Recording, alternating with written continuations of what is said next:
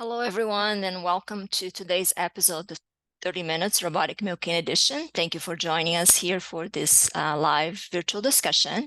I'm your host, Marcia Andrews, Dairy Science Professor and Extension Specialist at the University of Minnesota in St. Paul. With us today is also your co-host, Jim Sulfur, Dairy Extension Educator at the St. Cloud Regional Office. Good morning, Jim. Good morning and welcome everyone.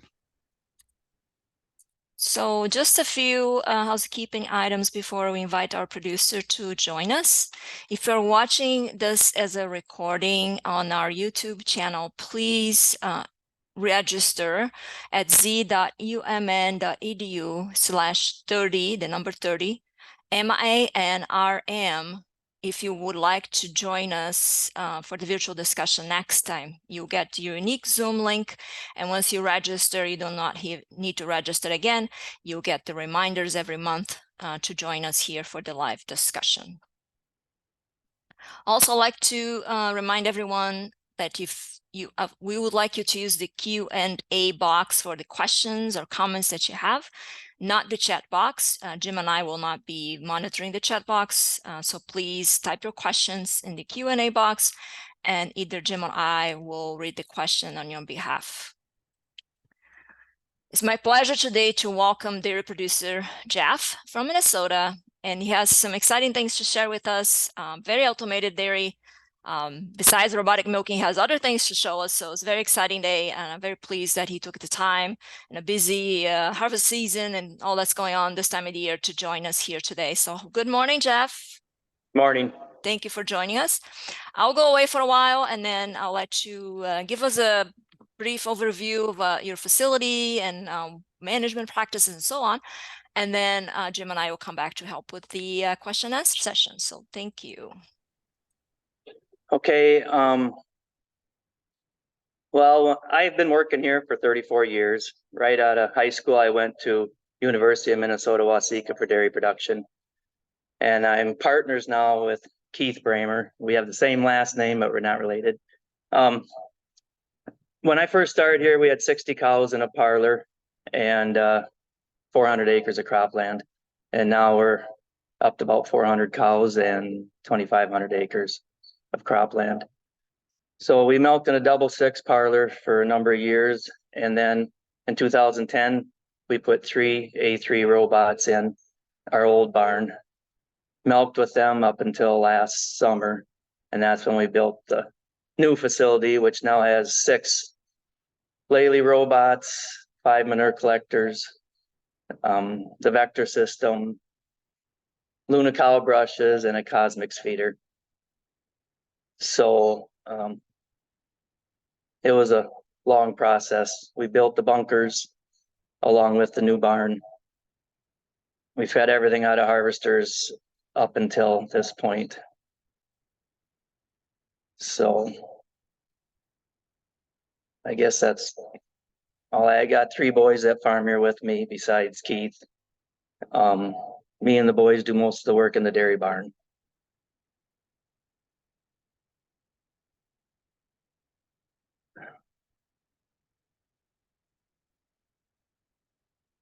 We have like a large L cross-vented barn, capital L, I guess they call it. We do have a hoof trimming room. Also, it's alongside the support area. That way we can trim cows every other week. Right now we're trimming. We can put 25, 30 in there, and the hoof trimmer comes and it doesn't interfere with the robots. We have foot bath on the far end. Here's our robot room over there. It was nice that we already had robots, so we had some stuff in our mind how we wanted to change it if we ever built a new barn, so we could do it when we built this barn.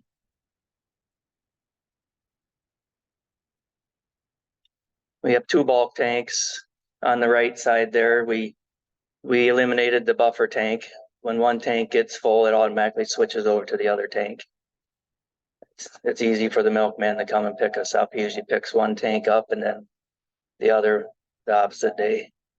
On the left side, that's the CU units for the robots. The vacuum pump's in there and the chemicals are in there for the main wash.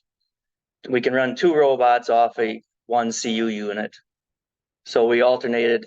The barn is split down in the middle into 2 groups, 3 robots on each side. So we alternated on one robot on one side goes with one CU unit, the other robot on the other side goes. That way, if the CU unit is down, we're not down with 2 robots on the same side. Here's just a picture of the inside of the barn. We have 2 robots back to or right next to each other there. Then we got the single one by itself on the right side. Most all our fresh cows go through the single one first, and then we either decide if they're gonna go out with the rest of the cows or if we keep them behind the robot. All 3 of these robots will sort cows. And this is just the other side. It shows all 3 robots there. The far robot on the right side, if that cow needs to be sorted, she'll just stand between the 2 robots until the first cow in front of her is done, then she walks straight through. This here is a swing gate, they call it. So the cows that are sorted behind the robots can still have access to the robot to get milked. And then anybody else in the main herd can get milked also.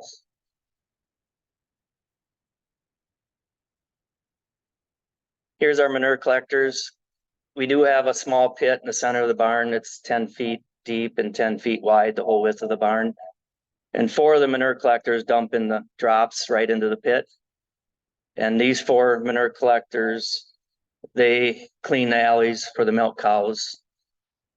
And then we have 1 collector on the back side of the robots that do the dry cows and the close-up cows also.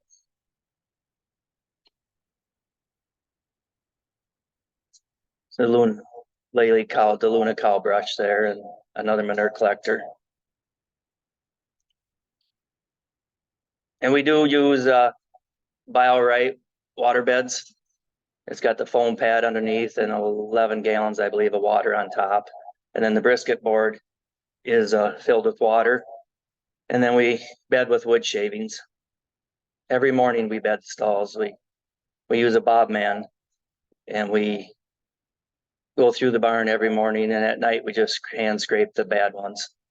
We do have a wood shavings room at the end of our barn, so a semi can back in and it holds roughly 4 loads of wood shavings. So in this fall, like this time of the year, we'll load it up for winter so we don't have to receive any during the winter months.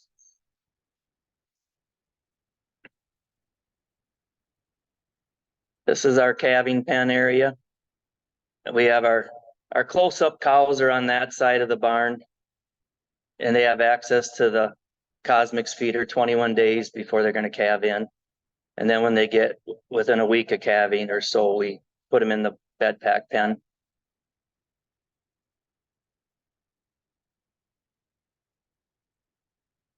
That's our far off dry cow side.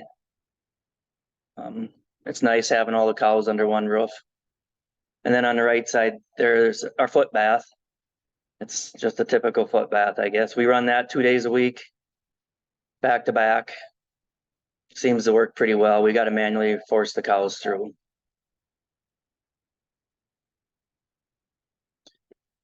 Here's our feed kitchen with 1 MFR. We have 2 MFRs, but 1 must be out feeding at this time and 1's getting filled. So we have the grabber, plus we have a chopper box. We switched over to electric drive. We did that because we really didn't have any downtime with the grabber. We had so many cows in the barn. We were at like 3% free time. And so we decided to use the chopper box as a commodity box. And we went up to like 36, 39% free time when we added that. And we put corn silage in that because that's our heaviest ingredient. So I can pull that out to the bunker, I fill it up, and then I back it back in. Then I put 2 piles of two different kinds of haylage on the floor for the grabber. One's for the milk cows and then one's for the dry cows. And then we have straw that we add for the dry cows also over there.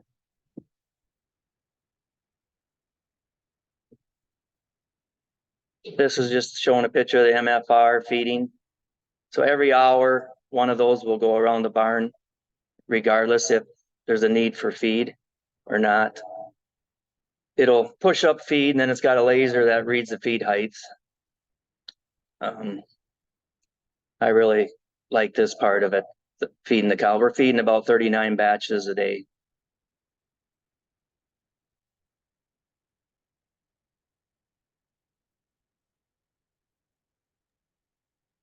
Thank you, Jeff. That was a brief overview. I went through a little quick. Sorry about that. This was too quick. But I think people also saw in the images that you have a cross vent and saw the fans in one side and open in the other. So very nice barn altogether. So that's cool. And then we didn't talk about maybe the feeding. You feed something in the robots too, right? Like pellets? Yes, we feed 2 pellets through the robots, a high energy pellet for the fresh cows and the high producing cows, and just a base pellet. Good. So did we talk about, so you have all cows under one roof, use the Cosmic, kind of helps train your animals, but what is your training for like heifers coming into for the first time into the robots? How do you train them? It's a lot easier than it was in the old barn. I think the Cosmix feeder really helps with that. In the old barn, it seemed like for a couple weeks we were having to go fetch the heifers and push them through. In the new barn, the boys, they don't have any issues fetching heifers. We put them right out with the cows the first day. And it seems like they learn quicker if they're out with the regular herd than if we sort them behind the robots. But I do know the first time we put a heifer in the robot to milk her, she's eating the pellet right away because she knows what it is and she's used to the smell and the taste. Mm-hmm. In the old barn, it would take three days, it seemed like, for them to start eating what they were getting fed. And I do believe the Cosmix feeders helped with that. Sure. So you kind of pre-train them somehow, right? Yep. Kind of relate to feeding. Did the intake of overall the intake for cows, most likely maybe the PMR, change because you now have an automatic feeding system? Did you see any differences on that? Not really. Okay.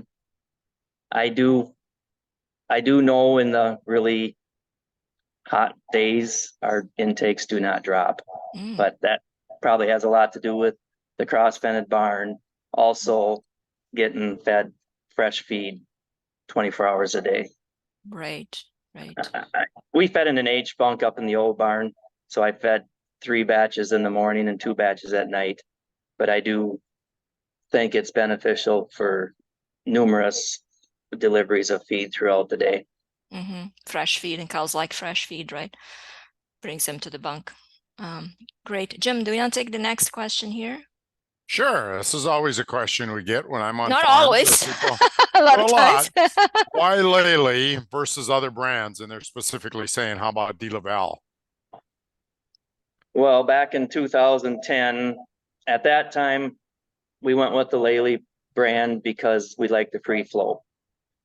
And so at that time, DeLaval was really leaning towards the sort gates and all that. And this time around, we knew how to operate the Lely robots, and I liked how the cows enter. They don't have to turn when they go into the robot, they walk straight through. So I really like that part of it. But you could have that on other brands too, right? Maybe just at the time you didn't see that, but they have Right. like the stool booth option where cows can enter too. So we didn't talk much about the metrics, I guess, the current milk production, butter fat, somatic cell count, those kinds of things.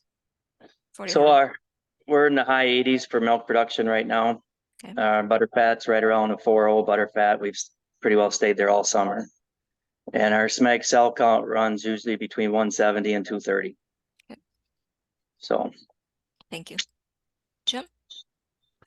How much waste do you have with your automatic feeding system? Do you ever clean out the bunks? How does that work? Very little waste. In the summertime, I think I get 1 skid loader bucket aside once a week. I go down and I clean it out on every Monday. That's our protocol, to clean the bunks, and we hardly get any waste, but I do lower the feed height in the summertime, so there's not as much out there. Mm. And then in the wintertime, I'll raise it a couple inches. Mm. And in the feed kitchen, we hardly have any waste. Whatever's left from like the haylage piles, I'll just push that up to the first bay and I'll prioritize that one. So that haylage gets used first. And if there's anything I think's getting too warm, I'll just scoop it up and feed it to the heifers. But we have very little waste. So maybe that's one of the advantages, maybe, right, of this type of systems. Okay. Right. Okay. The pellets for the pre-calving animals, how far is that run? How is that run? I mean, you have the cosmic, and what do you do about the pellets, the pre-fresh? So they get the same base pellet that the cows get in the Okay. robots. It's a 17% protein pellet, I believe. And the milk cows, they'll get a pound a day just to help ramp them up, get ready for milking. And the heifers, they get 2 pounds a day. Mm. And we've never had to push a heifer in the cosmics. We've tried to get them in. We try to get them in there 21 days before they're going to calve. And within a couple of days, they're snoopy enough. They see other cows in there. All of a sudden, they're in there eating. So never had to teach them. They just find it out. Okay. Learning from the older cows. Interesting. Okay. That's good to know. Good training system. Jim? Yeah, are the collectors keeping the yellows cleaner than your old barn? The scrapers in your old barn? I believe so, yes. Yep, we do have them maxed out pretty. I mean, they cover a lot of ground, but actually for the number of cows in here and the distance they have to travel, they do really good.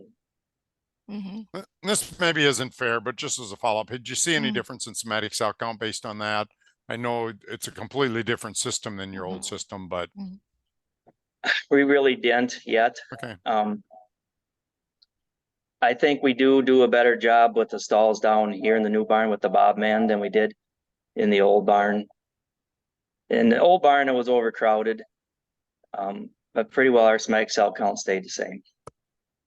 Okay. Switching back to feeding, a more specific question here. Do you feed any wet components like brewer's grains in your ration? We do not. We just feed glucose sure through the robots with the two Oh, you types of do. pellets. So you'd have a Yes. liquid dispenser then. Yes. I didn't realize that. We talked yesterday about your 2 pellets, but we didn't talk about your liquid dispenser. Okay. That's a whole new discussion, but I wonder how you like that thing.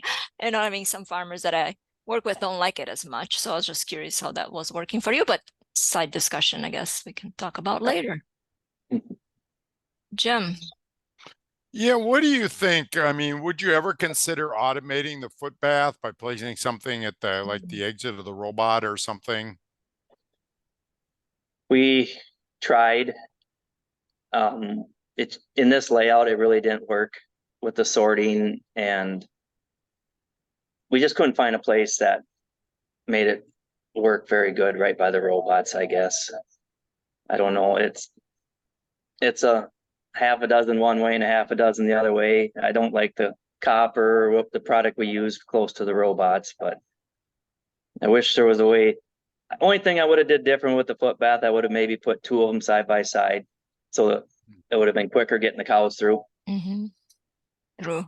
Follow up on that. Some people have those wider ones too, right? That you can just run two sets of cows at a time.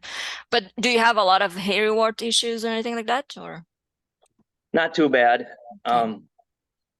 It seems like though, if we go away from the foot bath, there was a couple weeks this spring where we didn't run it, and the foot trimmer he could tell. Mm-hmm. Sure. Yeah, that maintenance is important, right? With the foot bath. So twice a week, that's you who run it, and you run it all year round, right? I mean, right. Yeah. Yep. Okay. Have you tried other types of pellets? You said you have, the liquid dispenser, and you have 2 formulated pellets, right? But have you tried anything else yet? We have not. We were tossing around using a meal through the robots, but we would have to add the vibrators on the downspouts. And we just didn't go that route. We're waiting. Things have been going pretty well lately, so we're just kind of sitting with what we use. Yeah, we had another presenter or another discussion, the person that got vibrators from Amazon for like $30 or something. So that's what he uses. Anyway, side note again. Right. Jim? Is there anything you change about your barn layout or maybe just in Mhm. general? Not really. I guess the one thing, maybe our pen isn't quite, of course, it's not big enough certain times of the year, but we do pretty good with it. Otherwise, no, I think we like it the way it is.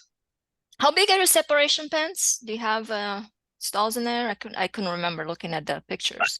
We have stalls in the separation area. I believe we have 17 aside. Okay. Oh. Okay. And we do sort our preg check cows back there for preg check. It works Okay. really well with the vector because I can pause the feed fence till right before the veterinarian shows up and I have it dump feed and then they lock themselves up. Okay. And you're We can limiting do how about Go we can ahead. do about 70 cows in about 40 minutes. 70 preg. cows in 40 minutes. Yes. That's We pretty just go good. right down the line. They're all right in a row, so it works really Mm. well. Oh, that's cool. And how many cows per robot? I don't know if we mentioned that in the discussion yet. We're right around 180 some, So I think 100. about 60 then, 180 per Yep. pen. Okay, cool. Sounds good. Jim? Yeah, I think this is always a good question. Mhm. You want to talk about labor? Just the question is how many people work in the barn on a daily basis, but just kind of describe your labor and how you manage that barn. So it's me and my three sons. The oldest one is 31 and the other two are in their middle 20s.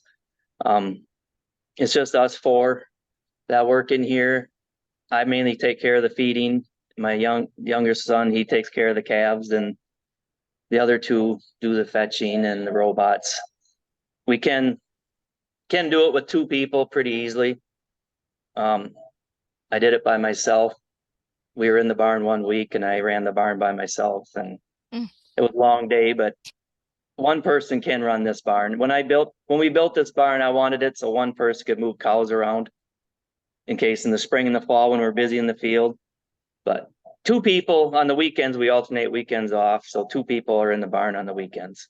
And we're in here maybe 3 hours in the morning and probably an hour and a half at night.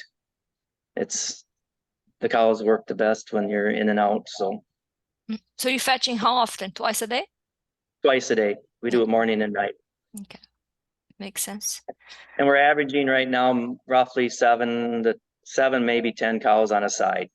Oh, that's what I was gonna ask next. Okay, 7 to 10 per side. So that's less than, yeah, that's 5, not even 5. 10% will be 18.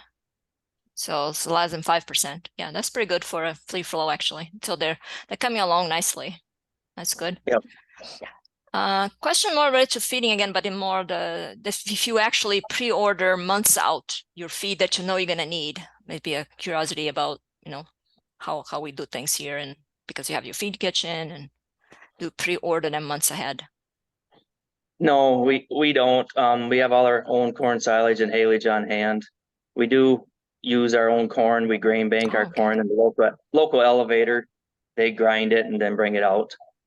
So they bring it up every week. We got it. Our ground corn's in a bulk bin. I use a flex auger to feed the MFRs. And the other stuff, your protein mix, etc., you just get that from the elevator and Yeah, I just order that every week. so they deliver every week. Okay. Yep. Sounds good. So feed prices can fluctuate. Do you have any sort of a contract or futures on that so prices don't change, or you just go whatever the price is for that week?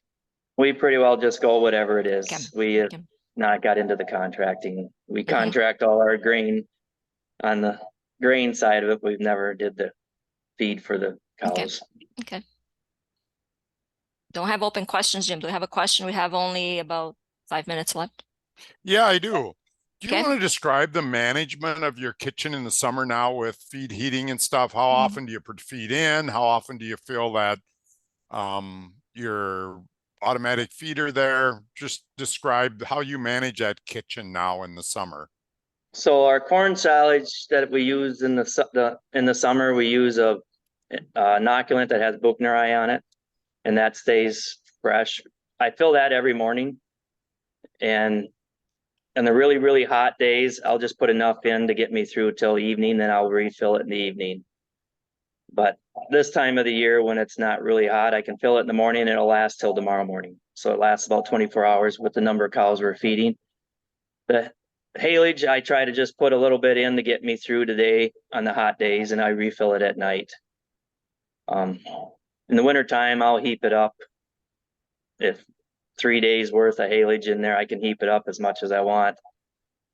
The chopper box will be the downfall in the wintertime. We are switching another box over, so we have two of them. Mm-hmm. So if there's a snowstorm coming or something, I can fill both of them up, and it'll give me a couple days worth of storage that way. Yeah, that's important, right? Because you're depending on that now. Yeah, because you're just having the two, right? The 2 units and so many cows. Yeah, I expected they were going like crazy. And I don't know this question, I don't know if you understand. How was getting the TMR and the wagon on the same page for filling? I'm not sure if I understand the question. I think maybe it's how does that work? So you How got it works this because you have versus automatic. a grabber. It's automatic. How does it Oh, I shut- got yeah. it. How good. How he dumps the feed. Yeah, there you go. Thank So you. as long as there's only one ingredient going in the MFR from the gravity box or the chopper box, it turns, the grabber could be going to grab some haylage, and the chopper box will turn on and put the corn silage in. It's like 98% accuracy. And then by the time the grabber gets back, the corn silage is already in the MFR. Okay, so the box automatically dumps it. So how does that work? So you set it up somehow? Is it a timer thing? Yeah, so how it does that runs work? so many minutes, or does it actually weigh it? I guess I really don't. It weighs it. The MFR weighs it, and it can, as long as there's only one ingredient, it shuts the conveyor off and the chopper box off all at the same time. Oh, so all hooked up. So that conveyor belt stops once you had reached the weight you need for that mix, particular mix. With only one ingredient, you don't have to empty the conveyor belt. So the silage the conveyor belt just shuts off, and I think that's how the accuracy is so good. So you fill in the silage first, right? And then it stops. And then the grabber is grabbing other things. Yeah, I'm trying to imagine too, because it's different than a grabber. Sorry. Now I got going. We put corn silage in like 2 different times in each mix. I mean, we put some haylage in, then some corn silage will go in, and in the middle of the 50% of the mix, the grain goes in with the base mix, and then a little bit more corn silage goes in at the end. Really? It works. Yeah, it works really well. And our mix time is we're down to 4 minutes at the end for mixing. Okay. I don't know. I guess you got to see it to believe it, but it really works well. I know. I'm trying to imagine because you're putting corn silage twice, so that conveyor belt twice has to stop automatically. Yes. Wow. Isn't that amazing, Jim? I suppose it's like upright silos. I mean, I've been some vector facilities with upright silos. So it's conceptually the same. It turns on the silo unloader, turns on the conveyor, fills it, shuts it off. So it's really conceptually the same. Yeah, no. Yeah. And for you guys, I'm more mechanically minded. Yeah, it's just really hard to, it's very cool though, isn't it? It's doing that automatically. Thank you for the question. Sorry, I was first didn't understand the question. Then Jim helped me understand the question. Thank you. I have another question. So just a minute. Go ahead. Your final question then. I have a question that I get on real farms about collectors and potential dry cows. How does that work? Because dry cow manure tends to be really stiff. And so you always get the question, does that work pretty well picking up the dry cow manure? Does it unload okay? So this is a question I get when people are debating these manure collectors in dry cow facilities. It works good here. I think it works just as fine with the dry cow manure. We just have to, every couple of weeks, I think we're spraying out the bladder. And we do that on all of them that collects the manure. But yeah, it vacuums it up just fine. Interesting. The only thing it won't vacuum up is straight water. Okay, makes sense. So it cannot be too wet. Okay, got it. Yeah, that's cool. Well, we did this in very good time here. We're on time. So thank you so much for attending today, those of you online here. Thank you, Jeff, especially, of course, for taking time today to talk about your operations. Very interesting. And I think will be a lot of people that will be watching this recording later on to learn more about the feeding part of it, besides the robot part of it. And invite everybody to come back October 19th for the next episode. Hard to believe it's already fall, but yeah, time flies. Pretty soon will be winter. But thank you so much again for everybody. And we stop recording now. And thank you, everyone.